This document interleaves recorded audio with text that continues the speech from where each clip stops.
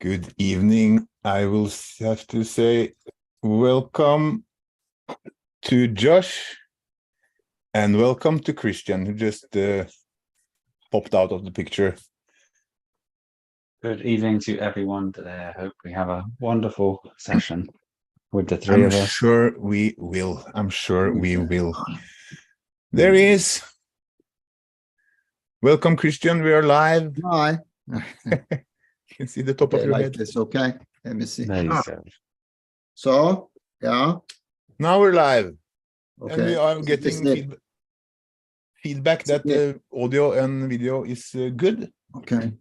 So that's good. So thank you, Christian, for being here. We had a chat about your new book in Norwegian a few weeks ago, which I appreciated very much. Thank you for that. You're welcome. Yes. And I so much wanted you to come on and talk with me together with Josh, because I find it so interesting because of today we will also talk about food and diet and those kind of things, even though every book you have written is on topics that we have talked a lot about before. So if this goes the way I'm hoping it will go and you are all on board, probably we can do talks about the other topics as well. Like I'm happy to say that Christian just started the book about flat Earth. So that's something we talked a lot about. And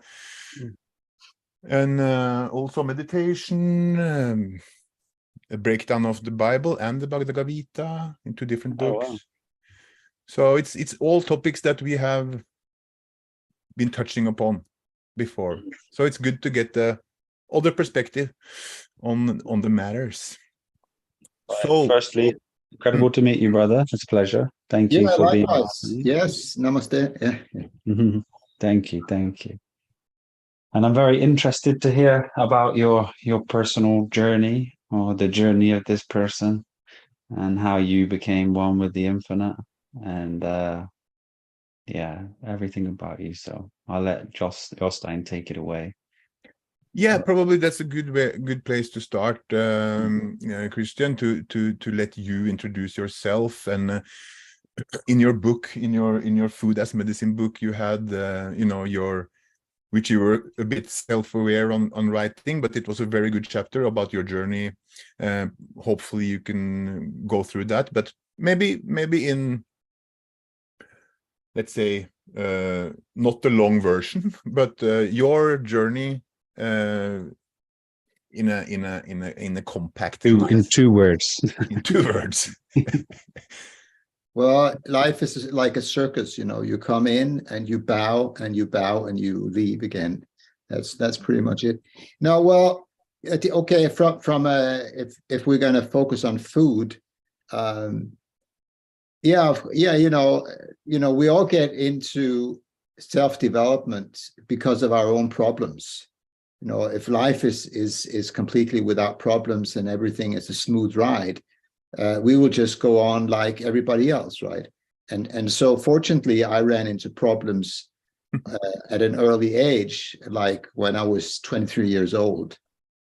And then I got a diagnosis of rheumatism.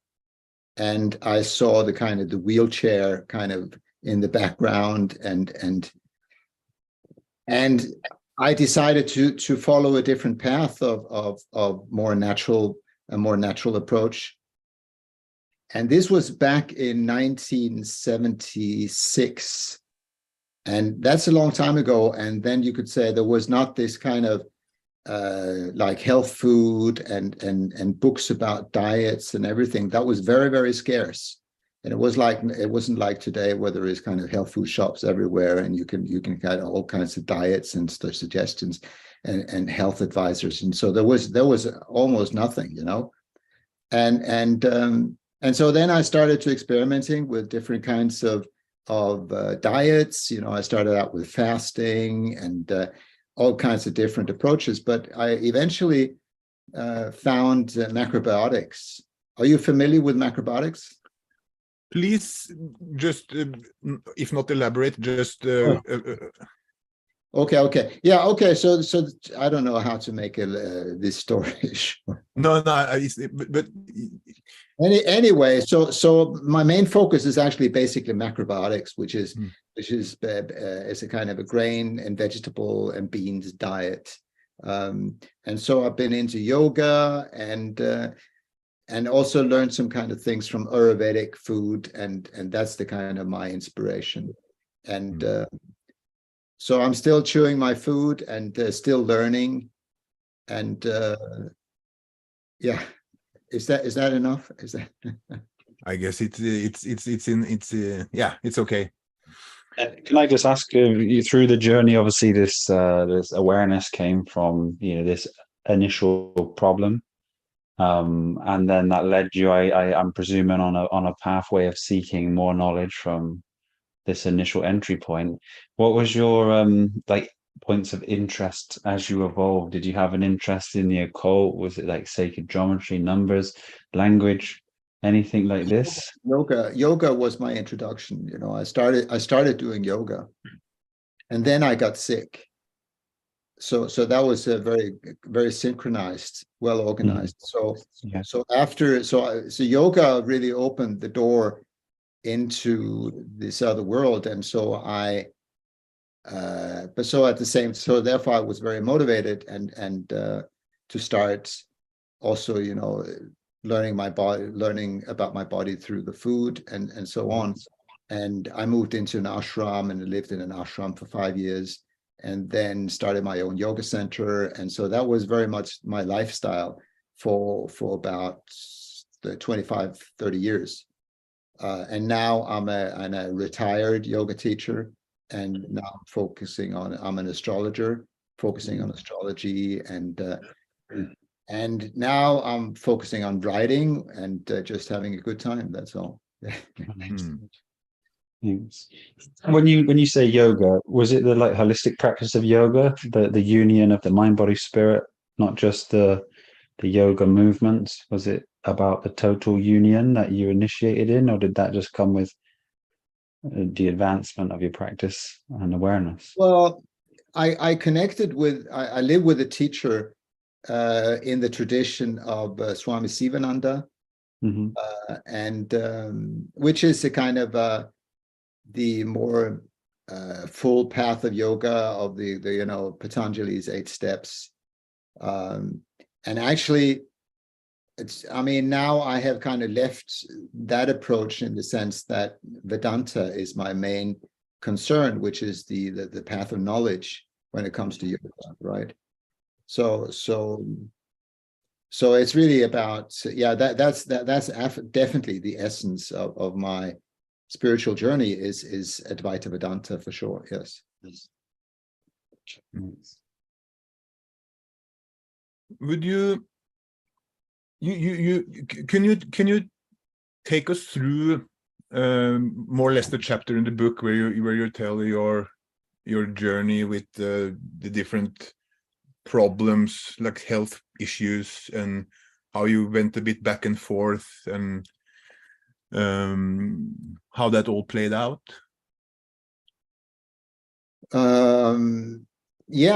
Basically my health problem, I cured kind of rheumatism through fasting very fast. So I didn't have any problems with rheumatism until I became over 50 years old. And so I could do all the yoga poses in the book and so forth, but still psoriasis was my kind of main health problem. Psoriasis, right? Yeah. And that kind of kept me in a food prison, because I kind of I needed to be very strict and accurate on my diet. And the moment I started to expand the diet more, the symptoms would come back. And so that was a constant struggle, really, which in many ways still goes on. And then I had a very nice period from around 2000. I left macrobiotics definitely 20 years ago and said, this does not work. And then I turned to traditional Norwegian food with meat and potatoes, and improved. And so then I started to experiment with kind of low carb diet with meats and stuff, and that really worked actually. And so I had a long period, and after COVID, that was really good. Then I drank a bottle of red wine every night and ate absolutely everything I wanted, and felt fine. And the skin was then I had about, let's say 10% of psoriasis, and it was not a problem. So then I was kind of out of my food prison and could eat whatever I want and felt fine. And that went on for 1.5 years through the COVID period. And then it said, boom, it kind of exploded a year ago with a massive psoriasis outbreak, to the stage of I was completely invalid. My body was covered 100% with psoriasis. And then, I said, well, okay, well, what about macrobiotics? Time to return to the old approach. And then this was a year ago, about exactly this time 1 year ago. And then my body was covered 100% with psoriasis, and I was sick in bed for 3 weeks. And then I started to eat macrobiotics, pretty strict, completely after the book, with some slight adjustments. And then within 2.5 months, I was completely free of psoriasis, which was, that was very, very, I never had that kind of fast improvement within that. I've done it one time before, and then I cured it down to about 5%. But last year I managed to come down to 0%, which was a complete cure within 2.5 months. But then I was kind of back in my food prison again, in the sense that I needed to be very accurate with my diet, not to get the symptoms back. And so as a kind of rebellion and starting to experiment a little bit about, expanding the diet, which is actually, it is important to expand the diet and to have it a more wide approach. So of course, some of the symptoms have come back. So I'm still working on it. Yes. So one thing you never tried, just because of Josh's and to a certain extent mine also, at least, you never gone like 100% fruit for a longer period of time? Well, the longest period of time I've gone on fruit has been for a couple of hours,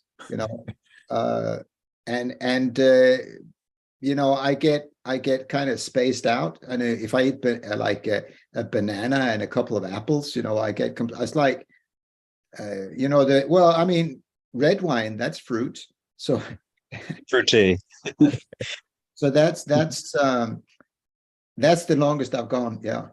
I was going to mention, during your process, you said that you went off your meat and things like this and moved into this macrobiotic type of legumes diet. You felt better, and then you felt worse, and then you went back onto meat. You felt a little bit better, and then you had these issues again. Have you ever looked into like a deficiency like vitamin D? Because if you have low levels of vitamin D, it's quite linked to chronic psoriasis. And being where you live on this plane, I'm sure that mostly everyone's deficient.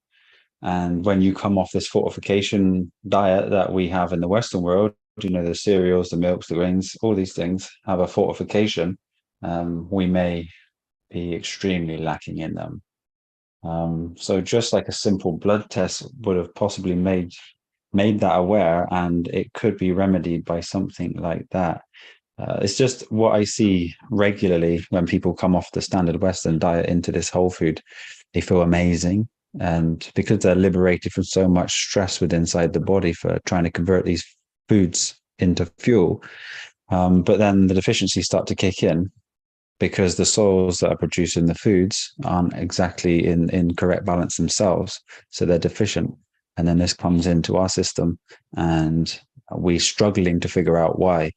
And that's why, we've seen so many people heal from so many different things. But also when they get their healing, they find deficiencies lie after about 3 to 5 years of being on this specific diet. And we've kind of come to the conclusion that your B12, your vitamin D, your iodine are probably the most 3 important things to make sure you're getting in your diet to stay balanced when you're going to a whole food commercial diet, because they are not fortified in any way, shape, or form. Yeah, sure. I mean, yeah, okay. Well, I mean, I take liberal amounts of vitamin D. I do. Can I ask how much you're taking, like for IU? Like, are you I'm taking taking 5,000 a day? I've been doing no, I'm just taking the regular dose, or maybe a little bit more than the regular dose. That's not more than that. I don't take. Because the doctor will recommend about 500 IU of vitamin D per day. But when it downregulates in the body, you're only absorbing around about 10% of that. And with people that I've seen who are trying to recover from vitamin D deficiency, if they're taking 5,000 orally IU per day, they tend to not get any worse, but they don't get any better, and their results stay the same. So I've seen probably 10,000 IU of oral supplementation helps you gain the vitamin D back, and then it can store within your fat cells for a later date.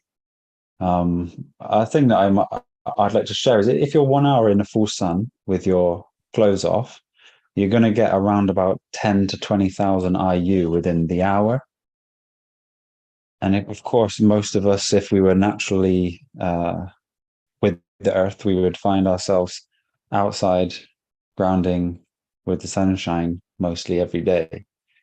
But because of this commercial living we have, where we have food being delivered from other countries to keep us sustained, where environments aren't necessarily adequate for the amount of vitamin D we need, we get serious deficiencies that are very overlooked by the medical practices. But number one, with high levels of vitamin D, there's a massive reducing of inflammation within the body. When there's low vitamin D, the body tends to get inflamed. So these are possibly correlations between your arthritic symptoms and the psoriasis I thought I just mentioned. Yeah, it could be. Yeah. Yeah, actually, I had some blood work done and found both D and B12 lacking. So it's a quick test to just be sure there's nothing there. That's why you feel slightly better when you go and try meat again, because the animals are fortified with B12 and D3. Or sometimes you're having just the products that are, naturally high in them. So you feel slightly better initially, and then these symptoms come back and you get what you used to have because these foods are acidic forming within the body. But it's just something to look at, maybe. Yeah, sure. Would you say, Christian, that, on your journey going back and forth to the extent in the periods that you had psoriasis and had to, let's say, go back into your food prison, you always went for the same prison, the same kind, the macrobiotics was always your way out of the issues?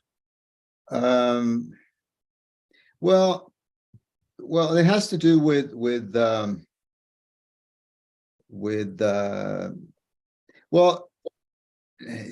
it has to do with my experience of what works, right?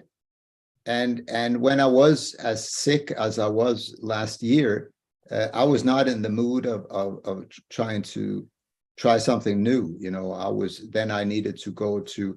It's also a matter of following my own what my body tells me, right? But in that time, all I could think of was to have cooked food for one, right? And so, I mean, that has worked. I mean, it has always worked. That every time the psoriasis get worse, the macrobiotic diet always works. Simple as that. But the only problem is that I need to stay on a kind of fairly kind of monastery diet to keep it in check. Yeah. I think that's the best for everyone. Eat naturally. Whole food diet is going to be the most important thing we can do for the physical aspect of health, and as well as trying to remove the issues that come with inside our mind and thought processes, which goes deep into But the. I mean, still, whole foods is very many things, because there is all kinds of ways to. I mean, first of all, I mean, if you are on a kind of raw and fruit diets, it's very, very different from my food is basically all cooked, right? Mhm. And my main emphasis on, well, it consists basically on let's say 40% grains, which is basically whole brown rice and millet, which is the grains that I prefer, and then a variety of vegetables. But I'm very specific about avoiding like potatoes and nightshades like tomatoes. And the cooking in itself is very specific, and the use of beans, and also, so within macrobiotics, there is a lot of it's a very specific on particularly cooking, and spending a lot of time preparing very specific meals. So there is a great variety within whole foods of all kinds of different diets. Simple as that, So yeah. I think just as a foundation, though, as long as we're not eating any of these chemicals or these mass-produced processed foods, then we're going to be at a certain level of health that's going to keep us, essentially balanced. And some of us may be experiencing problems from environmental factors or, vaccines. We may be washing our clothes in chemicals. Our skin is very susceptible to feeling and igniting some kind of rashes or issues. But I think the underlying thing within the Western world right now who are changing is definitely deficiencies that's making them feel not very good. But for me, it's always been a process of elimination.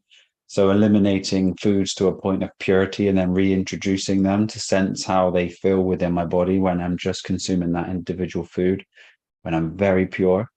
And then seeing people who have had many different diseases and what really works on a holistic scale to bringing the best form of remedy. Now, I would always say fruit is the most beneficial cleanse and the most beneficial food for anyone who's looking to heal. But sometimes when you start introducing fruit into your diet, you may experience a kind of detox or symptoms that flare up because the body's able to process certain toxins out of the body quickly. But for me, it's like logically, I see that without being where we are on this earth right now, without any situation of, shops, business, etc., there's one thing that drops effortlessly every year, every season, without any interaction from us having to chop it down or take it. It's just fruit. And then fruit bears this seed, and this seed is there to reciprocate life. It contains a wonderful balance of water, hydration, this carbohydrate to hydrate this carbon body. And it's the least resistance as it's being broken down and assimilated. And we have, within the Western world, we have a big issue with protein. People are worried about where they get their protein from. And for me, when you see what builds the body is protein, but the body makes this protein from amino acids and glucose. And this is called protein synthesis. When we are consuming dense protein foods, it's more of a harder thing to break down because this is already a complete structure that needs to be broken down into amino acids and a form of fuel to then create protein synthesis in our body, which is mildly acidic.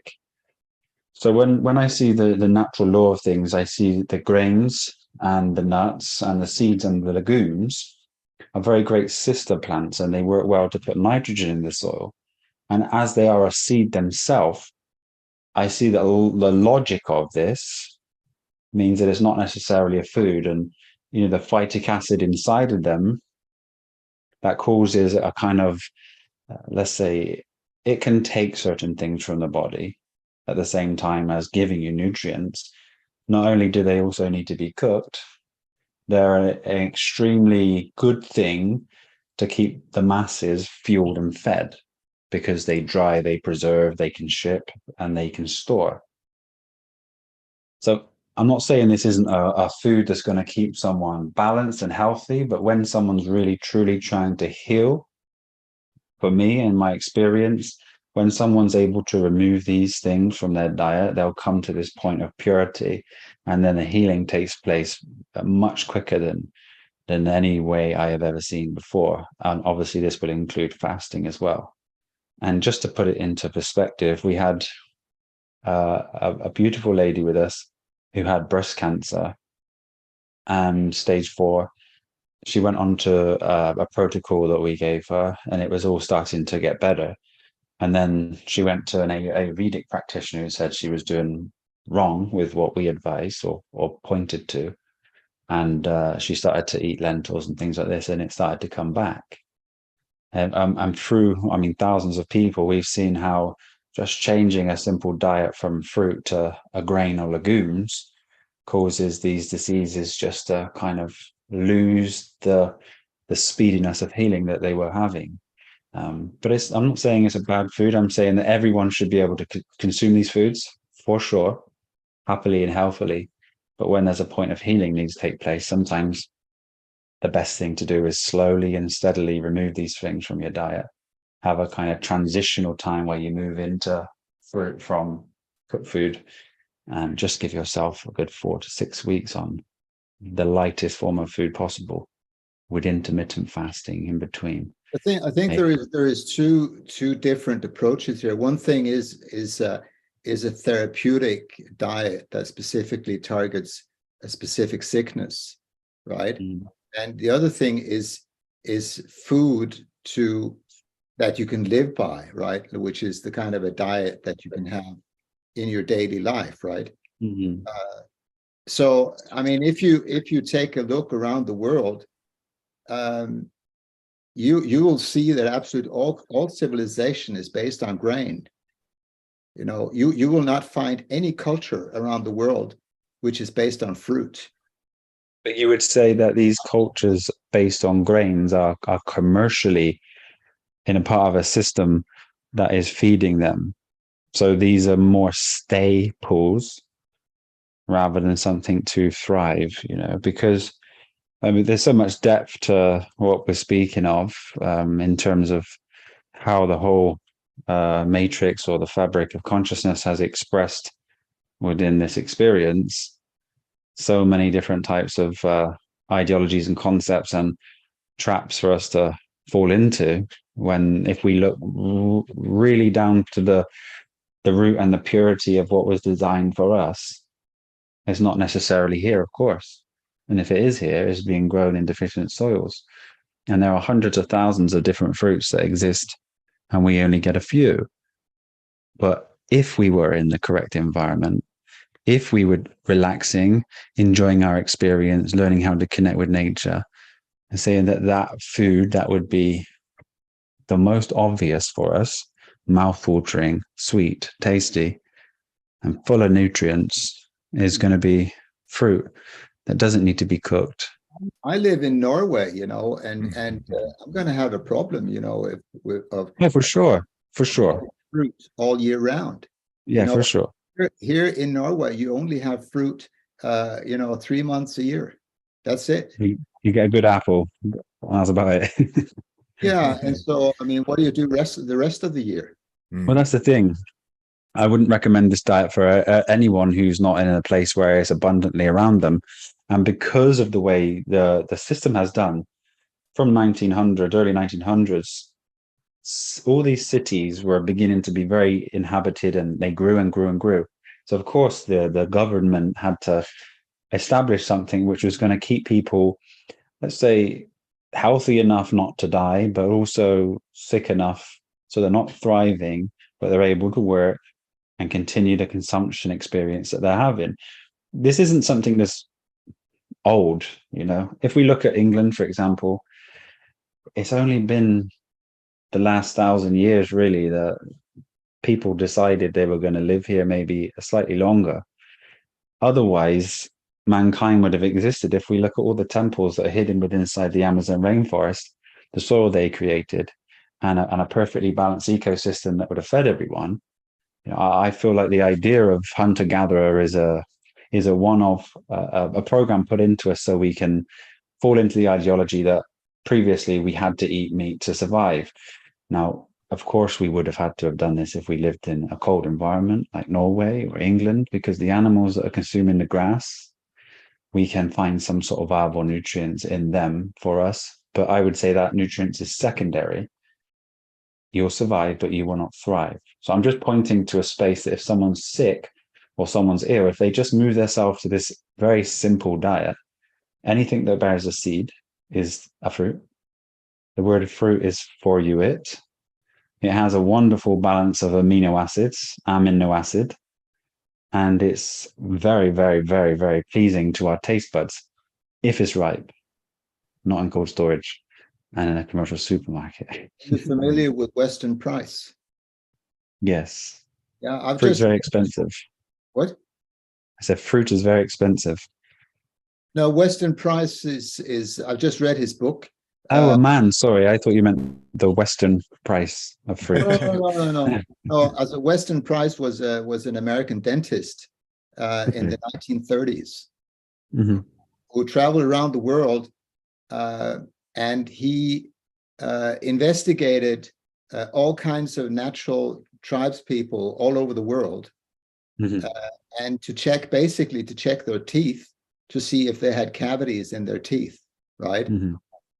And what he found consistently within all these groups of people who were living, very close to nature and was eating natural food, consistently they had no cavities and they had perfect health. They had almost no sickness whatsoever, right? And then he made in comparison that the moment that they got in touch with Western civilization and they started to eat sugar and white flour and so on, and then immediately they had, in a dramatic degeneration of their teeth and all kinds of sicknesses that we do have in the Western world, right? So I find that, extremely interesting. And one of the things that he found was that there was none of these, natural people, none of them were vegetarians. They all had some element of animal food, like fish or meat or milk or blood or whatever, right? So I think there is a lot to learn from how these people ate or eat, right? And that we should really study the healthy people and see what do they do, right? And so I find that very inspiring, and I included in the new edition of the book, there is a chapter on Weston Price and his findings. So I'd like to add to that, if we look at the life expectancy of these tribes, just for example, at the Maasai tribe, between 42 and 47 years of age, like somebody who's an Inuit or an Eskimo is between 62 and 65. And these indigenous tribes themselves, we don't know what the history truly is. We don't know if the team of Columbus went through killing all the mothers and fathers of these children, and they lost their native ability to know how to sow seeds and plant and do the things they did. And then they were brought up in nature, learning to scavenge and try to find ways to survive. But we don't know any of these things. These are just concepts. But I feel what we have to see is the life expectancy, and I don't think they're very high. They're not a high. They're where I mean, several of these. He visited people in Switzerland, and in the what is these, the Hebrides Islands outside of Scotland. He was all over the world. He was the Aborigines in Australia, and many of these had very long life expectancy. But I think what is very significant is that they didn't have any disease, right? I mean, they were basically totally healthy. They didn't need any hospitals or doctors or anything. They had remedies for. There was a very interesting thing about, I think it was vitamin C. I think it was vitamin C. He was visiting an Indian tribe in America, and then he said something about, how did they get vitamin C or something, And I think, and then they had some really, they knew about a certain gland in the reindeer, which they knew had these things. So they took this particular gland, and then that was chopped up into small pieces, and everyone in the tribe, they got just this piece because that contained a high level. That was I think it was the adrenaline glands or something like that contained a high level of vitamin C. So they had this kind of intuitive knowledge or whatever it was. They had a very deep knowledge of how to avoid different kinds of deficiencies and so on. That's the thing about the animal kingdom. Most things like within the animal kingdom, they produce their own vitamin C. The humans and primates don't. So you're going to be getting a lot of these vitamins and minerals that may be deficient in a lot of these areas inside the animal, because the animal's designed, very different than we are, for sure. I'm not saying that people aren't free to do so. I'm not saying that it's necessarily a bad thing. I just say that I don't think it's the optimal diet for us. And just looking at our instincts. I think the optimal diet is what works, and I think people are different. People live under different climates and have different activities and are on different, what should I say, spiritual levels and so on. And so therefore, there is no such thing as the optimal diet whatsoever. There is, whatever works, and you will find people who absolutely thrive on seemingly deficient diets, and you will see people on perfect diets who are still sick, right? Yeah, of course. Yeah. There is a whole so many other dimensions to food and health, and so to live healthy is, in one sense, you could say, at least in our time, is an art. And people have to explore it in different ways, and I definitely don't think there is any kind of universal remedy here and say this one size fits all. This everybody should be on this diet. I think that it's a very, very limited view. I think people need to personally. I know several people who doesn't eat at all, right? And just are breatharians. It completely blows every discussion on food, out of the waters immediately. Mm-hmm. So have you spent some time around these people? Because I'm interested to hear about this, Yes, the breatharian lifestyle, because it seems to me that the body, does deteriorate without food over time. So there'll only be a certain limited time they'll be able to survive without food, for sure. But I'm interested to hear. Well, I've lived, about 20, 30 years on not eating at all. It's on drinking juice. No. Because I've seen a lot of people who call themselves breatharian, but they'll drink fruit juices and things like this. No. They hardly drink anything. It's like, they don't need food. Okay. That's just interesting. I have never come across anyone who has made that claim and not eaten at all. But I guess I'll have my time when it comes. Mm-hmm. Yeah. So no, I know one of the big. I know personally Jas Moheen from Australia, who is one of the most kind of famous breatharians, and I also know this guy called Ray Maor from Israel. He spent a year without eating. He written, and but what was very interesting, because I had another friend who, a friend of mine, he went even more into this, and so he went to a kind of a gathering that was in Europe somewhere, with lots of breatharians gathered, and one thing that he noticed was that there was several people there who had been breatharians for a long time, but they were still sick. They would still have their sicknesses, and that kind of brings to mind something that Deepak Chopra says. And Deepak Chopra says that the cells contain a certain memory. And so you can say the cells renew themselves all the time. And then you should expect that you should get new healthy cells. And then what is taking place is that because of the cells do have this memory, of certain patterns of sickness and so on, these patterns of sickness gets reproduced also into the new cells, right? And so in these cases, sickness can be on a much on a different level. It can be on a mental level, on a psychological level, on a karmic level, and so on, which needs to be addressed in many cases. And you cannot, in some cases or in many cases, you cannot solve it only on the physical plane, because the cause might lie elsewhere. That's why soul has the word soul, which is the solo, which is yourself. Just disconnecting from your personality will allow yourself a totally different vibration within the body, for sure. I just wanted to add with the new cells that regenerate, and they carry the memory. If you're on a day-to-day basis, regenerating every cell within 7 years to the heart, daily skin, etc. If you're still consuming defunct food or food that is processed or has any sort of acidity within the body, these cells will of course be reproduced with the same defunct or even possibly worse as they are renewing themselves.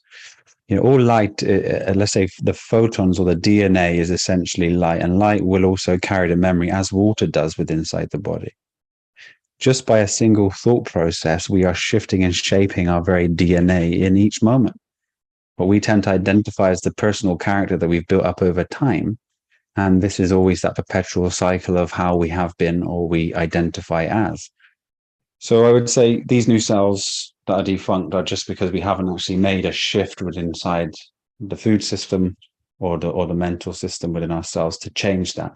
So it's something that we should definitely be looking in, which is what we teach, ourselves. It's not just a food system, it's a holistic system. I just want to mention, I thought it looks to me, it appears to me that there is we see people thriving, healing on fruit. You can see people thriving and healing on meat. It's there must be something, okay, and then the question is for how long? Like, is it just a cleanup of the diet that makes you heal, and you will meet the wall somewhere down the road if you're consistent on one side? We see proofs of both things. So there must be some individuality about it. It seems, at least, there's individuality. Christian, I think we talked about it in our last talk, the blood type diet. Have you? What's your take on the blood type diet? Do you give it credit? Yeah, I do. Yeah, the blood type diet was a very big change when that came around the year 2000, because up until that point, vegetarian diet was kind of considered the most healthy diet. And most people, or at least very many, thought, if you're going to get healthy, one of the first things you got to do is stop eating meats, right? And so he introduced the concept based on his father's observation, which was that he saw that very many people improved on a vegetarian diet, but he noticed that there were some people who did not improve.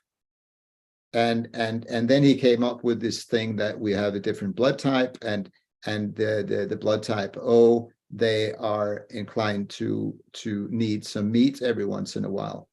And because there was these receptors and whatever, I can't remember what he called it. Yeah, I think lectins. It's lectins in all food. Lectins, that's right. Yeah.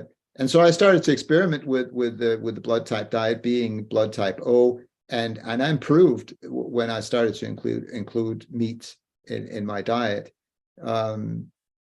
And I definitely think it has some merit, but still, it's not the whole picture. It's like this elephant in the room, right, where people are describing there are separate parts of the elephant, right? So I think definitely the blood type diet is a part of the picture, right?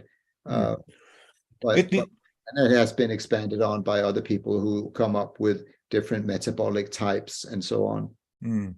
At least it could explain or explain that there can be some individuality, right?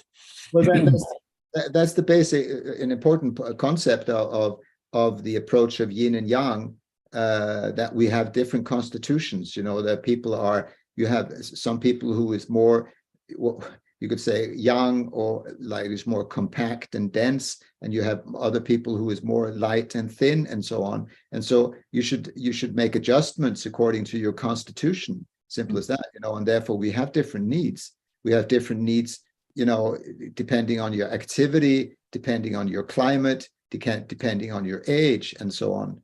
And so the thing is that you should be able to adjust when it comes to diet, right? You should. I mean, if I set myself on a plane and go to a tropic climate, I would need to adjust my diet and eat more. Then I would be happy to eat fruit and bananas and stuff like that. If I'm in an environment where it actually grows, right?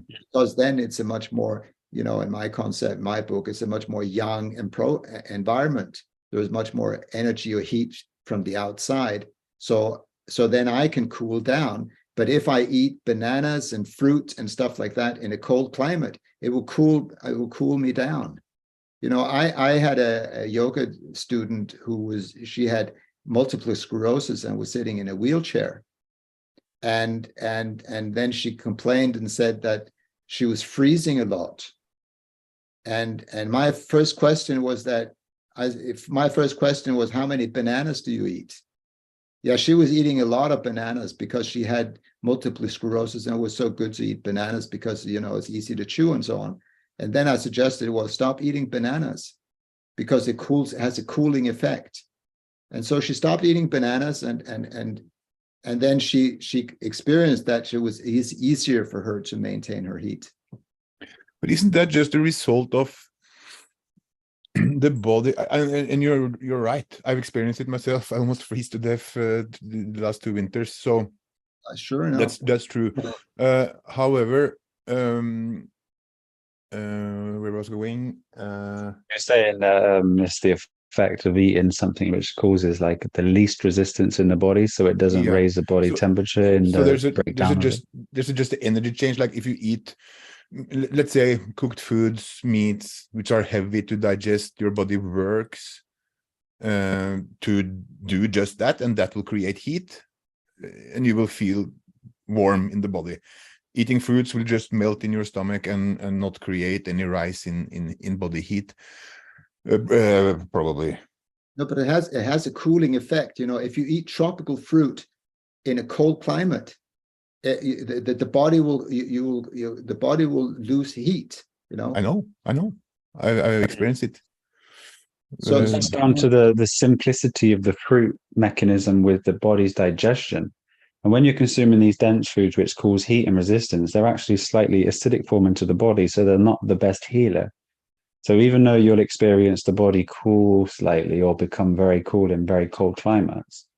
Yeah, but you can't heal if you sit there and freeze your ass off. I mean, that's not very healing. It's not very comfortable. We live in the places where there's heaters and jumpers and clothes and things like this. And yeah, but sometimes you have to go out and shovel snow, right? I mean, if someone's got MS or like chronic fatigue syndromes, you can't expect them to do such things as that, of course. If you are, what do you call a wood chopper? If a guy who works in the forest, and chops wood. Lumberjack. A lumberjack. Lumberjack. Right? A lumberjack having hard physical work. And he sits there with his kiwi fruit and bananas and stuff, having his breakfast. I mean, I don't think he's gonna be in that job for very long. I mean, there's obviously a surplus to the amount of food you need to consume. And when you're consuming fruit, it's so light on the body. Of course, the volume you need to consume to meet that need is higher than you would of these dense foods. But also the result is very healing and regenerating. We'll just have to eat more fruit. Okay. If you look at the gorilla or you look at that, they eat a copious amount of weight in food. And we have athletes that are on a plant-based or a whole fruit diet. They're eating 25 pounds of fruit a day. Okay, but whatever works. I'm open for everything. If whatever makes you happy. Yeah. So, just sorry, Christian. A fun fact about Josh is that he was actually a bodybuilder before. living on fruits alone. So that's not something you will. I mean, I'm actually a blood type O as well, so I don't obviously consume any type of meat, dairy products, or animal products. My predominant diet now is fruit. I'd say about 80% fruit, but I have done extended periods just on fruit alone. And it's just the volume. You know, people, when they come off a normal diet, they have a distentation, they have a slight bloating and inflammation within the intestines. So they just eat a small amount like they normally would. They feel kind of full, but then they start to get the shakes, they start to feel hungry, they don't feel like the diet's for them. But the volume must be very, very, very high to be able to transition from a diet into fruit, for sure. But there are enough calories in fruit. You know, there are a lot of calories that keep the body working. Just a kilo of bananas is 900 calories itself. So that's a good a portion or a meal if you mix it with something else. Okay, okay, whatever works, I mean, yeah. But sorry, I just want to go back to the individuality part, because there's an obvious thing. We don't even know what this thing we're a part of is. Is it real? Is it just a simulation? Is something physical at all? And in simulation theory, I've heard a theory that in a simulation, if information for one thing or the other is dropped into the collective, the simulation will start to create evidence of that being true. Could that be why it's just talk about flat Earth? Like, why is there evidence that points in the direction of it's being flat? Why is it evidence pointing in the direction it's being round? Well, there is no evidence that the Earth is a ball. Well, evidence.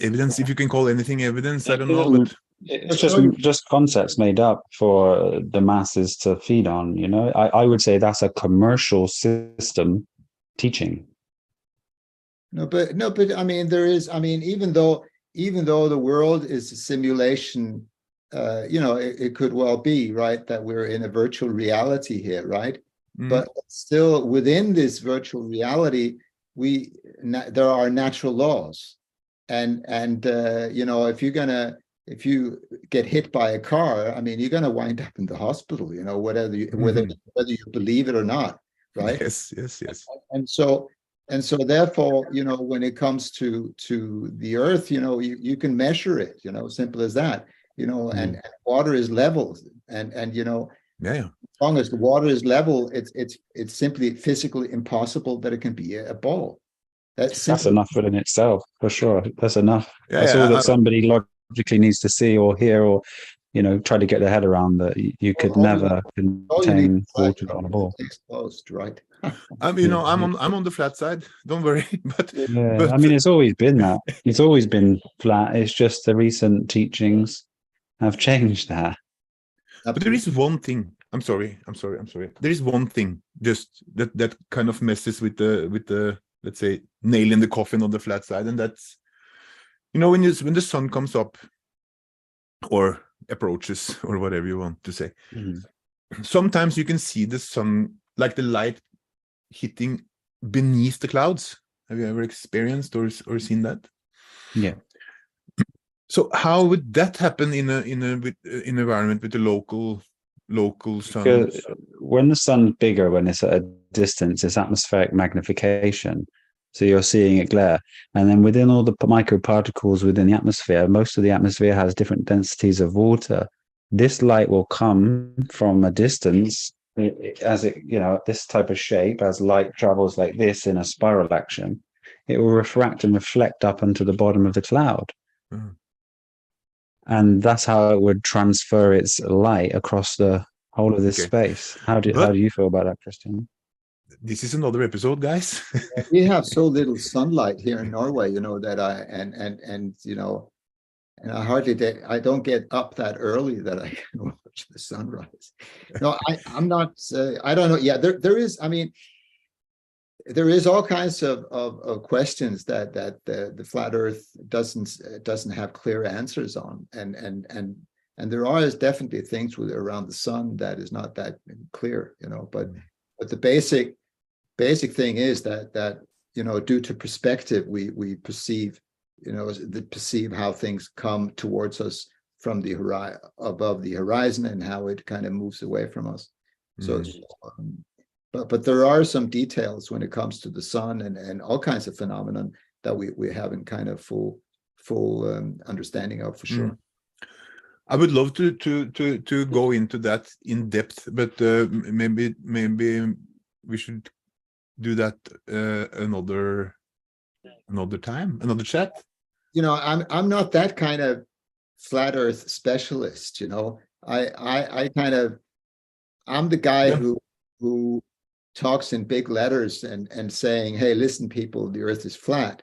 And I'm not that kind of a scientific guy who has all the details and read, thousands of books about it and so on. That's right? okay. That's okay. When I think it's good to just have, conversations about it, air our perspectives, and just talk about it. Yeah, sure. No, but there has been a tremendous, what should I say, growth of people who was onto it.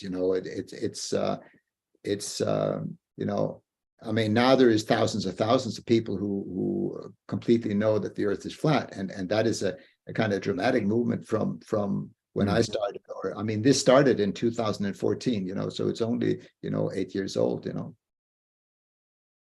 Yeah, no, it's a very interesting, intriguing, and dividing topic.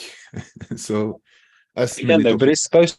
it's supposed to create this controversy and duality, where people have to look at the own issues themselves as they arise, because cognitive dissonance is probably one of the first things that people feel when their beliefs are challenged. And just because someone hasn't necessarily looked into the subject of flat Earth because they already believe the shape of the Earth, it doesn't mean they're not necessarily going to be intuitive and find it at their own rate. So it's just a natural process of evolution. And I think all evolution here starts within recognizing that Babylon and its teachings are the opposite of what it should be, which leads one on a quest for more knowledge, which then in turn leads someone who's searching for the ultimate truth to have to let go of all these concepts that they built up within inside their personality or their person to find the infinite. Yeah. I mean, flat Earth is just one piece of the puzzle, for sure. And so you could say, when you know that the Earth is flat, then okay, then what? Mm-hmm. Yeah, that's what most people say. It doesn't make any difference to me if it's flat or round.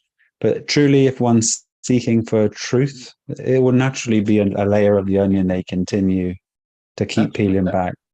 Absolutely, sure. Absolutely. In that, if you in the process of self-discovery, for sure. I mean, but there is more ignorance to be removed than just the concept of the heliocentric model. Absolutely. Yeah. So have you looked into magnetism yourself? And when you fully understand the mechanism of a precessional reciprocating hyperboloid, there's this inertia plane, which is at the center of every magnetic field, which the scientific realm call an atom. You have these positive and negative masculine and feminine energies in a spiral, spiraling like this, which is where they get the concept of the earth is spinning. And as they both connect, they hit this dipolarism, and a plane of inertia is brought into being, which is a level of light, an electromagnetic spectrum, which then allows physicality, phi cycle, to take place, which is the perfect illusion of experience. Yeah, absolutely. I think that's the we need to develop flat Earth physics, and then it is definitely about electricity and magnetism, and that we are within a torus field, and the Earth is this plane in the middle, right? And so there is definitely researchers who is into particularly that approach, and I don't have any kind of detailed understanding of it, but that seems to be that there is a pretty mind blowing physics that can really explain how large part of how the whole, you know, how the whole machine works, right? I heard Yeah. people say it like it's mathematically flat. I don't know what they put into it or behind it, but that's something I've heard. Even Neil deGrasse Tyson, the NASA man, he says that the universe is flat, and then he's saying the Earth isn't.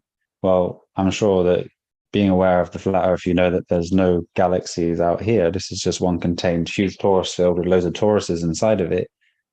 You can't get past these belts or these Van Allen belts or these radiation belts because the torus field won't allow any more energy to go beyond it. This is the universe. This is it. This one universe.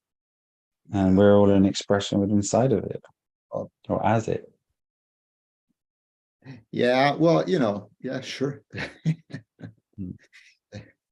And I don't know how you like to talk about things like this, but you see, all of these constructs that were created within inside physicality are created by the one who had this great idea, which is the self or the nothingness. So when we are experiencing this lucid dream, our attention goes in with inside the person, and then we start to identify as this person within the dream and forget our source. But this wonderful creation is actually emptiness. As we know from atoms or magnetic fields, they say they're 99% empty space, which is just another clue to help one get to the greater truth. That all of these concepts just arise within inside ourselves. There is no possibility of physicality at all. It's a manifestation of a dream. And we're inside of this dream now right ourselves. We're all absolutely the same. And we're experiencing life differently, but we have no perception of what others are experiencing life as. So we have this to experiment and experience with, to observe, to learn, and this body to teach us how to navigate. We still have problems in our lives, you know, and the basic problem that we have is that you cannot always get what you want. That's the basic problem, you know, and so that makes most people frustrated and unhappy. So the issue is to how can we become happy? You know, how can we become permanently happy? That's my kind of goal, right? Stop wanting, maybe. The desires that we have of situations, others of ourselves, expectations, all of these are the essential blocks that we have within inside this body that stop us from being perpetually happy. So essentially, we have to learn to not think, to not identify with thought processes and exist in this present moment. This is why present is a gift and presence is pre-sense. It's before the senses. And innocence is in no sense. So we don't allow the senses to take control because this is just through the alpha wave, left brain, automatic being or man that we have. And as long as we switch our attention into this moment, we tend to dissipate the idea of a thought or the attachment of thoughts. And we can just become free. But it's a great process. You know, learning to remove all your desires and wants and expectations and anxieties and fears, depression, they're all just ideas, thoughts, concepts. But they don't kind of just disappear like that, you know, because because it's pretty hardwired, you know. So okay, but this is basically what I think, or what I consider to be the essence of the spiritual path, is to kind of let go of the be able to let go of desires and become free, right? And that takes it takes knowledge, and it is a specific spiritual practice, and it's not going to be that easy that you can just sit down in your armchair and say, oh yeah, now I get it, you know, I should just let go of my ego. That's right. Oh, that's the way to do it, right? And then you have 5 minutes where you let go of your ego, and then you get proud of yourself, right? And so, I mean, this is not an easy task, you know, and therefore I find, I mean, you just did you receive the books? Yes. Yeah. So within the Bhagavad Gita, for instance, there is, you didn't get the Bhagavad Gita. Yeah, you did get the Bhagavad Gita. That's really the roadmap, definitely, you know. I'm looking forward to snuggling up on the sofa and read. And so well, that's definitely the roadmap to become free, which is the way I see it, or at least that is the ultimate goal. Okay, but then maybe it's just a confirmation, because you know, for me, and I'm nothing special, but I've managed to.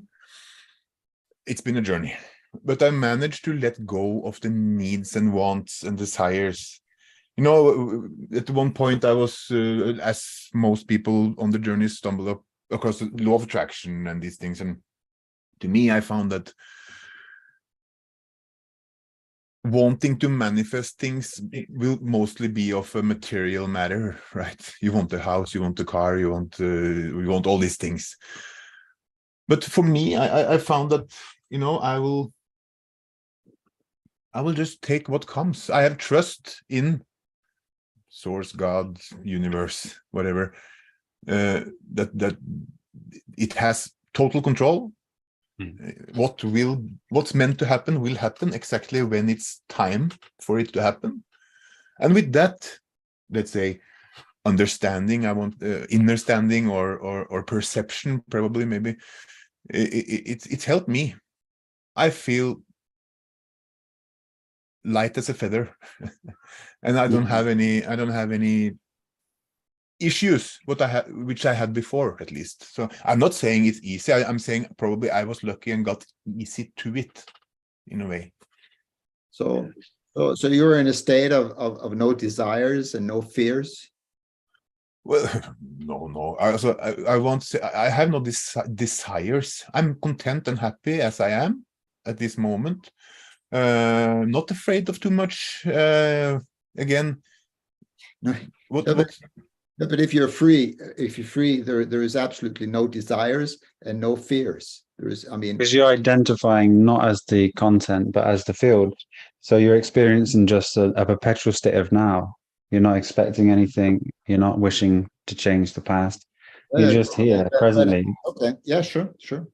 But you're experiencing I'm not there. that. I mean, I'm not there at all. You know, I'm full of desires and full of fears. You know, I'm deeply, you know, chained into the belief of being this person. Definitely. I think one of the greatest things is acting in accordance to your will, which is one of the laws of magic within occultism. You know, if you have a will and you don't go in accordance to that will, you have another thought form appear. This thought form is what the ancients would have perceived it to be as a demon, and it drags you down into hell. Now, demon is D is to remove, and mon is oneness, or one from the word mono. So a demon takes you away from oneness, the state of one. Every time you do not act in accordance to your will, you will acquire these demons. So just for an example, you're going out for lunch with somebody and you're on a specific diet. You don't wish to change your diet, but you feel rude not to. You're having this internal dialogue with inside your head, which is the ego itself. It's relaying reality to what it perceives to be at the best in this time for your survival. You're having this inner dialogue. I don't want to let them down. You know, I don't know what they'll think of me. I don't want to lose friendship. All this stuff is just nonsense from the mind. If you do not go in accordance to your will and do thou will, you will then create this thought. Now, after you've experienced the dinner, you'll be in a state of suffering, saying, I wish I did not do this. I should have done this. And this is an aspect of the ego. So it's identifying these small traits on a very slow basis over time. I would say living life in each moment like it's a contemplation every second. You're sat there, you're recognizing. This is the word recognition. It's recognition. And your cognitive function is getting realigned in an awareness state. And then you're contemplating, which is C on template. And you're creating this template and you're able to sit there with it inside yourself and correct these imbalances. You're able to accept the idea and surrender it. And in your surrendering, it's a continual practice until these thought forms or these demons have left you. And for sure, it takes many years of living life like a prayer every single moment to be able to even evolve past identifying as or with the thoughts. And it's the only journey that we're here to experience. And when one embarks on this, there is no food journey, there is no flat earth, there is no concept that exists within inside the realm that is going to take you beyond the actual search of this great internal work. And this is where Christ is the Immaculate Conception.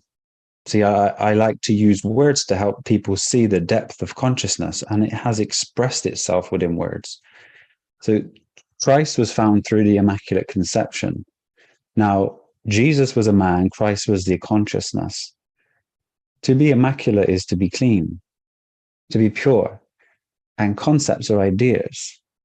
So only through having no ideas and no concepts, being in no sense, will Christ consciousness rise within. And it has never not been with you. It is always here with you. It's just that the awareness, the seer, has identified with the body and is going through life with the accumulation of ideas that it's picked up, preferences, etc. So one by one, you remove these through recognition and contemplation until there's nothing left. And then the mysticism would say you jump into the abyss. And you have to let go of every concept that you have. Live presently in this state to even not pick up these distractions, these ideas, this ego, this identity, this intelligence, to then be happy. Because everyone is always happy until they have a thought or they think about it. But there is no suffering without thought. So all suffering stems from a thought, and all thoughts are ideas. The sooner we can let go of these ideas, the happier we are.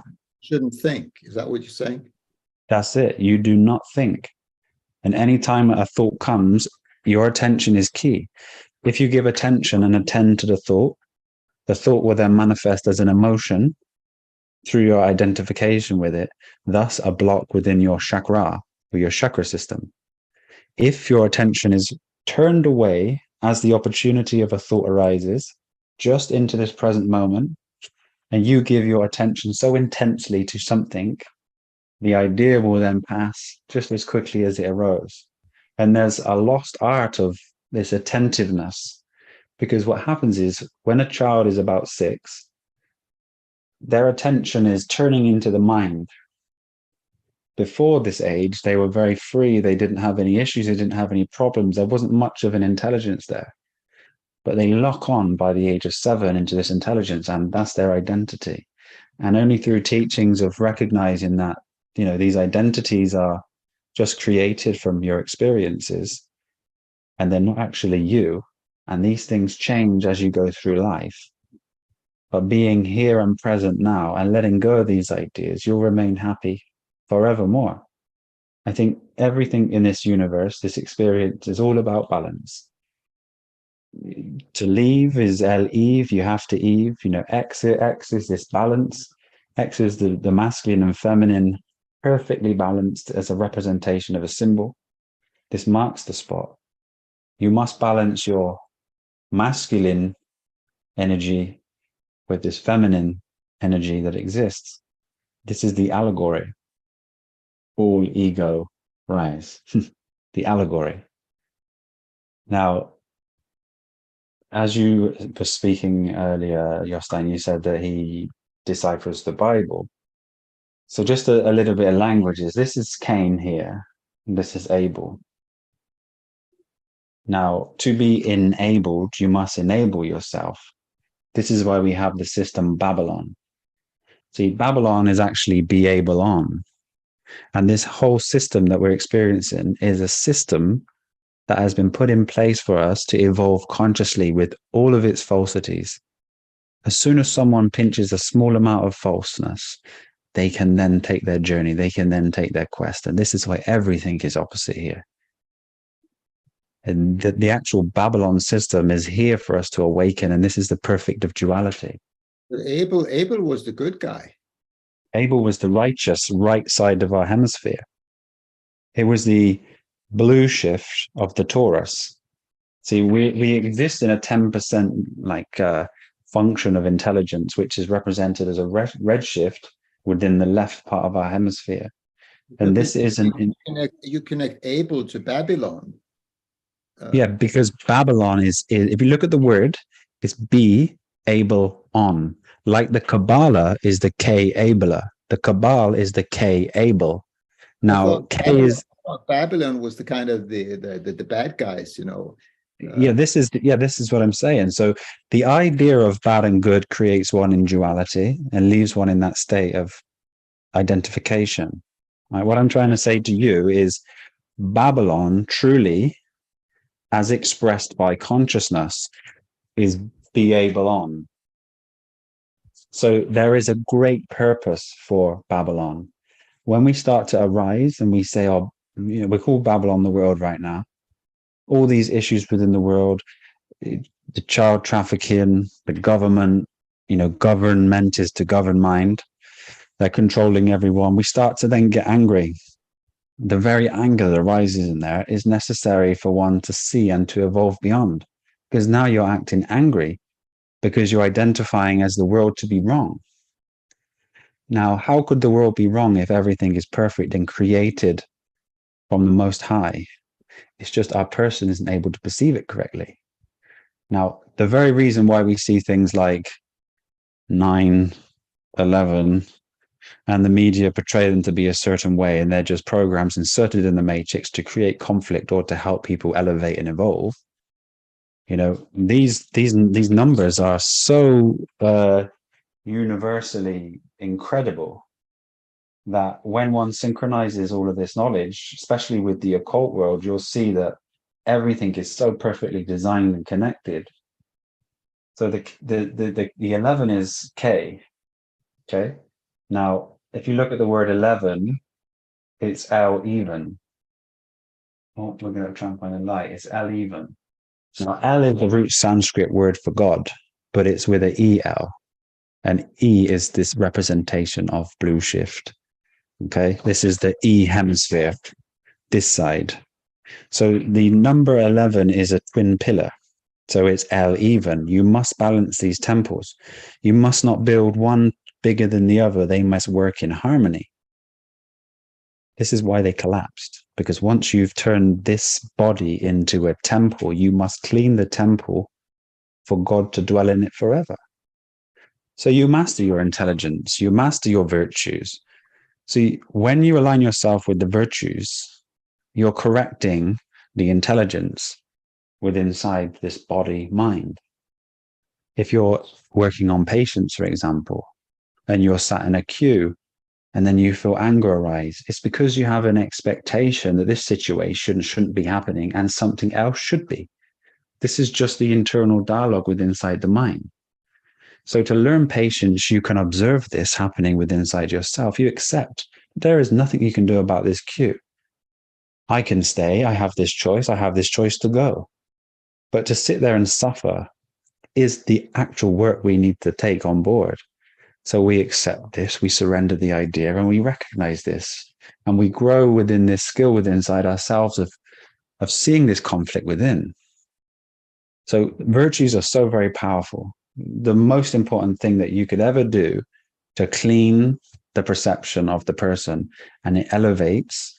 I mean, even as I speak, Eve 8, okay? To elevate, we were just speaking about L even, and it's Eve 8, and 8 is this 8, which reciprocates, which is innate, and this is our energy field. Everything is so synchronized within our experience that the truth is everywhere and is just perfect. So when I was saying about Babylon, Babylon creates a lot of conflict within people when they see it for what it is. But to accept Babylon for what it does, without Babylon, most of us wouldn't have awakened to a certain state. in the very beginning. Whether you see chemtrails every day, then you get stressed because you want to stop them, or you see the government oppressing people and taking people's money. You research the monetary system. You see that they took gold away and now it's a fiat currency and they're hyperinflating things and taking your money. This is just designed to cause anger, but again, an evolution. It's such an incredible journey of micro compartmentalizations for everyone's perception to get involved in and to be taking them off or into a state of suffering for evolution. Because this is why Jesus said the world is of suffering, but do not love the world. You must suffer here, but we're in a state of evolution where we don't suffer physically anymore. We suffer mentally. The chains have been taken off of our ankles and put in our mind. And are we strong enough to conquer Goliath? Can we slay this dragon? Do we have enough time to be attentive to this mechanism within inside ourselves? This, to me, is the only teaching worth learning, because this is essentially the thing that's going to lead you to your liberation. And freedom is here. You see, most people are looking for something more. And if you sit in your meditation and you come to the space that there's nothing, something's there. There's a sense, there's an awareness. Because that's something, or should I say, it's the only thing which is no thing. But this is an awareness, and it's aware of nothing. Right? It is the same awareness that's aware of when you dream.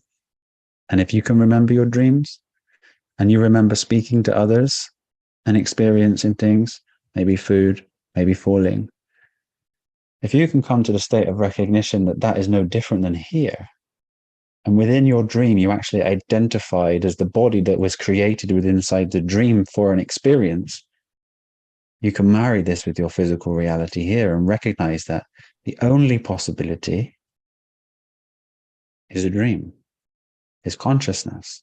There's no chicken and there's no egg. They were just ideas created within the great mind. And within this great mind, it identified as a body and lost its way. And this is our source. This is who we truly are. And if you come to that state, there's nothing around you, just a sense of deep, vast space. You would just have one wish, and that's experience. And you have it. You have taste, touch, smell. You have the ability to communicate, to have relationships. To experience things fully right now is the greatest gift. But those looking for truth want something more than this.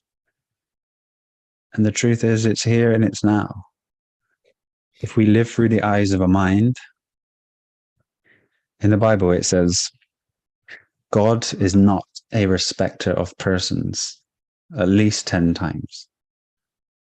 Now, for me, I see the word spector as spectator, spectacle, or spectrum. So as sight. God can never see through the eyes of a person because it's identifying with itself and all the objects. But what is the subject of all objects? What is the subject reality of this self? If we can learn to identify as that, instead of this, happiness is there. Right. Okay. Can we come to kind of a conclusion of this talk, or I need to go on to work on my book? Yeah. Flat Earth. Hey. So if you have any pressing questions, we could take it. Okay. I've been actually a bit too busy to listen to you guys than following in the chat. I have a couple of questions. It's not probably, I don't know if Christian have to go, maybe me and Josh can stay and address some questions, but yeah, you can go on, because yeah, sure. Yeah. Sure. But do we feel like okay, this is all about just hearing other people's perceptions and let's say way of viewing things, right? So everything is okay. There's nothing for me. I know that I've taken Socrates saying to heart that all I know is that I know nothing. It kind of works. I don't have to pretend to know anything. No, but it's interesting to hear. You know, you are Christian, coming from a journey with vegan food as your savior when you have been ill, so that's good information. Josh is of a bit another kind of perception of what is the right way to go, but we all love each other, right? Yeah. Okay, but then I leave it to you guys, and I will check out this with the vitamin D. That could be a very valuable information for sure. Yeah. Always open for new ideas, but I'm very you know, I'm clinging to my brown rice, I must say. But and I don't okay. I'm not intend to be a fruitarian immediately. I don't, but I do have raisins in the cupboard. I might cheat. But one thing, you know, you have to also, coming from where you're coming from, with your experience, what you've been going through, but you still have psoriasis and this what's it called? Rheumatism. Rheumatism. Rheumatism. Yeah. Rheumatism. So that's still issues, ongoing issues, right? Or yeah, absolutely. You know, yeah. Well, we got to have some problems, you know, otherwise it'd be boring if everything was fine. Exactly. So and you'd be happy. Oh God damn. No, but I think, you know, you know, I think, you know, health is going to get compromised these days. You know, there is so much. I mean, we're living in these toxic environments. You know, they have chemtrails and the food is poisoned, and maybe there is this shedding from people who's vaccinated and whatnot. You know, so you know, to just to stay alive in these times is a challenge. You know. Yeah, I agree. And what you said earlier was the natural law. You know, there is a natural law. And if we stick as close as we can to the natural law, or try to see which is the natural law, that's going to be the best hope we have. Absolutely.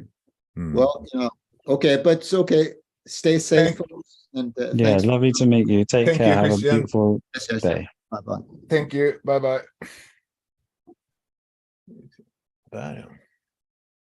Okay. What a lovely man. Yes. Yeah.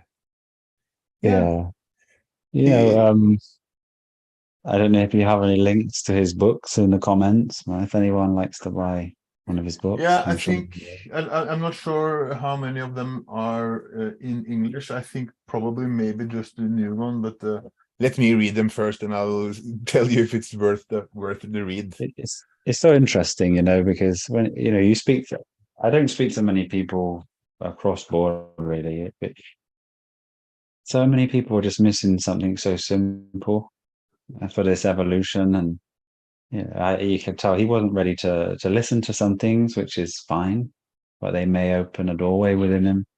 And for me, it's just this obvious way because it's been an experiential matter for me. You know, I don't even know what to speak about truly with people because it's too big to open up the can of worms. But you should think, you know, that's Bhagavad Gita, like I already showed you, Corona, meditation, food as medicine, deciphering the Bible. You know, we should be somewhat on the same level, or you know, but that's the thing. I think there's only a few true syncretists that will actually come to that real simplicity of, you know, the natural laws of things. And when you do, it just all works together for this harmonious imprint that exists. And you could spend your life looking for somebody who's able to point you, but you might as well spend your life experimenting and experiencing things yourself to truly know, you know, with food, with spirituality. with your identity. There's a big identity crisis in the world right now with the bodies of men and women. But this is also just the perfect expression of the matrix, the consciousness, what's going on metaphysically puts into the world as physically. But it's all ideas that people can really, recognize the true nature of consciousness. Sorry It's to laugh. amazing. I'm not laughing. I'm not laughing of you. Laughter's good. We're not strict but, here. You're talking about these gender things, and I actually caught my kids yesterday. That's a video which I actually should show you. It's a song. It's a very catchy song. I'm a coconut. Let me find it for those. Love everyone in the comments. Thank you all so much for your love and support. I think it's about time that I truly wrote the book for everything in one. Maybe spend some time on that. Bring some etymology, some consciousness, some evolution, some virtues, some food. Just essentially a holistic way to approach life, to find balance and freedom within your experience. I think the lost art of living is probably going to be the title. I think we did an episode called that. Yeah. Okay. Sorry for going there, but it's we're talking about the gender thing, and I was going to show like how far down in age they target people with predictive programming. I think something popped up like 4 and 5, didn't they? I'm not sure, but I think something popped up in my field of like 4 and 5 years old. They're trying to target some people. Let's look at this. Can you hear though? No, you have to go into your options. Okay, on my. If you sing it to us, just read the lines. But what did you say in options in what in Zoom in? Sorry. Gosh. I think just before you share the screen, there's an option. You go into options and it says share sound as well. So you have to come off of it and then go back into it, I think. And advanced sharing options. I think so. Probably, I would be able to tell you if I could share, but it won't. Data share sound. Okay, I'm on it. Perfect. Okay, let's go.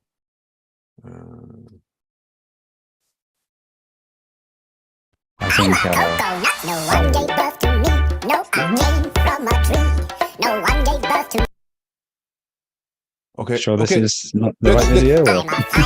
No, do you see the video? In the text. No one gave birth to me. I'm a no gender swing. It was the kindergarten lady that said to me. It was the kindergarten lady that said to me that I'm not a boy and I'm not a girl. I'm a coconut. I am the coconut and I'm a coconut. Better with the song. Yeah, gosh, I'll be singing that tonight. You got the picture. That's the good thing about not identifying with the mind. These songs don't keep repeating themselves. Yeah, that's the thing. Someone who, Suzanne in the comments said most children are on the phones these days. Yes, but it's absolutely a part of consciousness. They are seeds of the ones that allow them on the phones. And if that is such the case, then this is the absolute perfection for that one. And I'm sure, brother, you choose what they watch or guide them in some appropriate way. To the best of my ability, yeah, I do. But it's difficult because they already know what the browser is, and you can go, even though they're not allowed to have the YouTube app, they found YouTube via the browser. So there you have to be a hawk. Yeah. But that's life. So, things are happening. We can't, try to fight them. We have to stay balanced and accept things in a certain way and do our best. But that's one thing I made sure I got a hold of since little X was young. He just never had any of that technology. And then sometimes when he was about 5 and we were doing big travels, we found appropriate things for him to look at. His first channel was DIY. So he was watching a man do DIY. Okay. Yeah.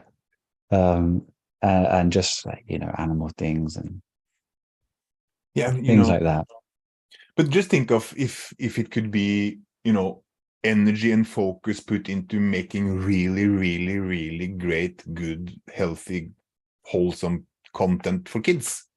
Well, let's put it to a task for ourselves. I mean, if we do work together and we find someone who can produce them, we can write the content for it. And we're able to direct that side of it. But when it comes to computers and animation, this is where we stump. So, I could write 10 child's books in a day or something like this that would be beneficial, but it's about the process after that. But I think that would do very well, a wholesome kids channel. Should be it should be like an app or a channel with just full of content of, and interestingly, I heard that in China, the China TikTok version is for kids. It's limited to 40 minutes a day, and it's just full of good content, like science projects and like good things. That's what they give it to themselves. Yeah, you have to find something within each child what really interests them for it to flourish. And I think by the ages of 6, 7, 8, 9, you're starting to see something that they're gonna probably focus their attention on. So it's you definitely got to open your children's eyes to the world to give them the ample opportunity, but you don't want to expose them to too much at too early age. Just like an example of going the wrong way, actually, it's like when you're talking about influences for the young. I'm sure you have in UK and all other countries who's represented here today, you have influencers. And those okay, I'm going to go for the girls because that's what they're most of. It's girls, and it's focus on makeup, boobs and ass and clothes and shallow crappy things. And that's influencers, and those are pushed in front and up by the media, and just for their influence. That's what it is the more influence you have, the more you have use to them. But actually now, as we speak, the last few days, I've seen that there's a rise in, because one of these influencers, the most popular one, was caught on a picture with a friend, and this friend is the girlfriend of a prince of Norway or something, but she had a bag of at least powder, cocaine, speed, I don't know, in her hand while this picture was taken, right? So that was the focus, and that's been now getting some momentum, and now they are all questioning why these are kind of role models. That's just a phase, just to bring up some awareness. You never know, it might have been bicarb and she didn't want to use normal soap. She might have wanted to wash her hands with bicarb and vinegar. On the Saturday night from the city in the town. I'm gonna quickly. Do we have any questions in our lovely audience today? 2 seconds. I just saw there was somebody who. I just shared this coconut song for those who wanted to. Okay, there was a few questions, but and I forgot to say it, like we talked about, those who have questions, put them in capital letters. It's easier to find. But I saw there was one question. I remember it was somebody asking if salt water was good for trees. Well, we have a wonderful goddess Happy from Egypt, and whenever the Nile used to flood,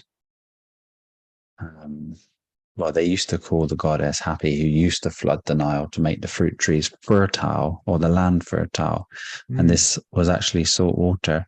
I have always used like a salt water feed. You have something called C90, which is used for your garden. So I would say yes, just don't overdo it, because it's full of really essential minerals that are great for the soil and plant life. But you don't want to overdo it. So everything in moderation. And again, it's all a learning curve for you and your garden. And as you experience things, you're just going to grow with such great wisdom. And there was a comment about the Gita.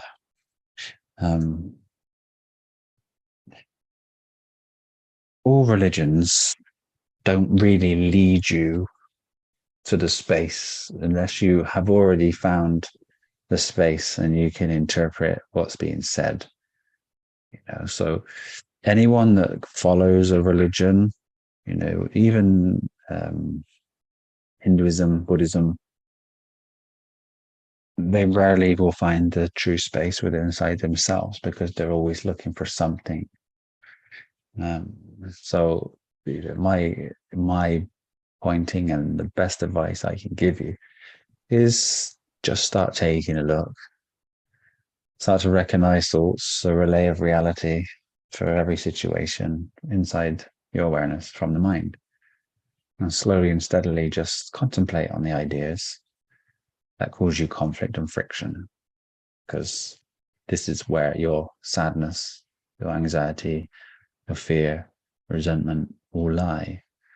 And when you've cleaned your system or you have realigned and recognized these illusions, and you see things as they are, not as they are not, you just become one wonderful bundle of joy and is perpetually happy in each moment to be experiencing what is here and now. You learn to let go of doubts and fears, very simply. Life becomes much easier to handle. And that which you vibrate at attracts that which you intend to bring into your fruition. And along this whole incredible journey, you have the ability to, manifest through your intentions and attention your dreams. But you have to live as you have already received it and vibrate in that level of freedom to attract it. There's just wonderful mechanisms that we can learn each and every day. And I don't believe in meditation.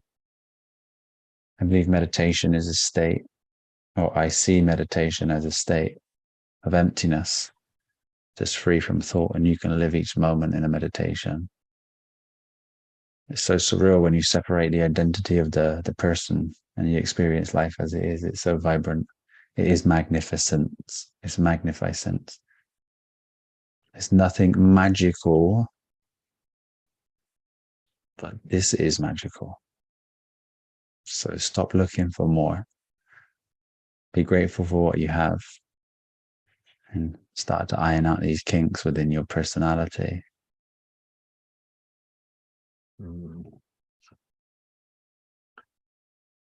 There, I can just say quickly, there must be some kind of record today on the comments. Mm. And next time I'm going to be sure to write or tell people to write in capital letters if they have questions, because it's fun to read the comments, but can be distracting to search for the questions.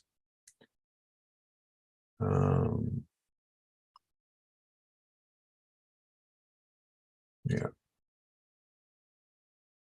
I think it's mostly just chatting. Yeah, if someone says about iron, can we talk about iron? Susan put fertile. Fer is iron. It's true. Fer is ferrous, which comes from iron.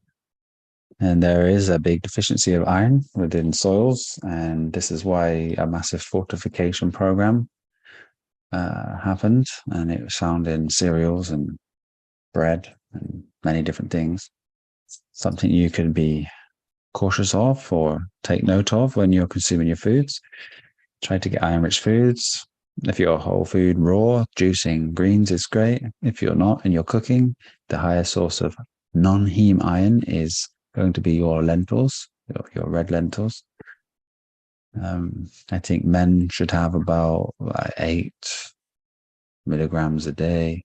Women should have 13 to 14 premenopausal. and after that it drops a little bit less. But a lot of people can be deficient in it, and because it regulates the hemoglobin, the oxygen in the blood, it's something to look at if you feel tired all the time. But more than likely, if you're on a whole food plant-based diet, eating lots, you should be ample in that. So if you're feeling tired, take a look at your vitamin D as well and your vitamin B12. But there's a lot of within the media, if you're looking for answers with iron, with heme and non-heme iron, the non-heme iron is found in plants, which is actually better absorbed by our body. Normal research will show you that it's not. And the iron found in animal products is better for you. But you go a little deeper and spend some time with it, you'll find out that it's truly not. The body absorbs things better from plants, and other structures from other animals have to be taken apart and put into the body. So love your plants, love nature, love each other. And, you know, I haven't spoken about it for a long time, but you know, we still as a community, as a wonderful unified energy of beings, have the chance to create these trusts where we work together, we put in a small amount of money, and we create a business that provides food for us all without the middleman, which generates a price that is probably about 80% lower. And we can do this across all things. So no matter where you're walking in life, you never know who's going to cross your paths. But an idea so simple as this could turn into something very big for so many people, with an importing company for the people. Everyone is a beneficiary of. That is just put in a small amount of money to get it started, and then gets food at an 80% reduction and can exist with much better foods straight from source, rather than going in cold storage for a long time in a supermarket. These are future ideas that will more than likely, you know, come in the next sort of 3 to 5 years, but you never know who crosses your path. Keep your eyes out for a billionaire. Yeah. Well, yeah. My experience, I don't have personally experience with billionaires, but I have some friends who have experience with billionaires, and they're the cheapest guys you will find. Yes. Well, maybe not then. We'll just find out over time. I mean, if anyone's listening and got some time to look into these things, just find out when they deliver food to us, to the country you're in, you know, how much it is and how much you have to buy of a certain type of food to get it imported, and then work out the prices. Reach out to as many people as you can in your local area, or who you know that eat the same foods as you. Put the money up together for the initial process, and just let it continue to evolve from there. It doesn't have to be a difficult process. I don't think it's a difficult process at all. I think, you know, this is already happening with like Norway is big on farmed fish, crappy as it is, you know, and that goes fresh from Norway to all over the world every day. So I don't know how difficult it would be if you go somewhere where they have, let's say, a place where they produce fruits equatorially. Yeah, you'd just be, probably for us, it would probably be India, you know, for Spain. Example, we have Portugal. contacts in India, lots of. This is where we can get the durian shipped over and the jackfruits. But we just find out how much they want for it at their local price. They can probably get a better deal from us than they would for any type of other import company as well. And then we just have to arrange the logistics of it. Probably just set up a small LLC company and then try to put it in a private trust. And everybody who puts a part of the share into it in the beginning to get the initial stages done is just going to get these foods at such a reduced rate. Yeah. It would be incredible. It will all happen when it's meant to happen. Exactly. You know, no force, because if we try to force it, we just suffer some. Yeah. So lay back, put your feet up high, and just wait. There's yeah. I think we're. Thank you. There's been a lot of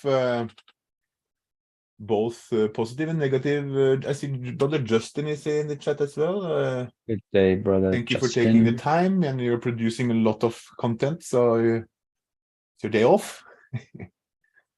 Yeah, thanks to everyone who's been with us tonight. Thanks It's to lovely to everyone. have you all. I'm glad everyone gets to talk to each other and share some gnosis. Susan Amos, the brown rice will be clinging to his insides. I didn't want to say anything about the brown rice, but No, you know, a lot of high arsenic uptake from that. And the ancients had the great practice of removing the outer shell, and that was a reason for it.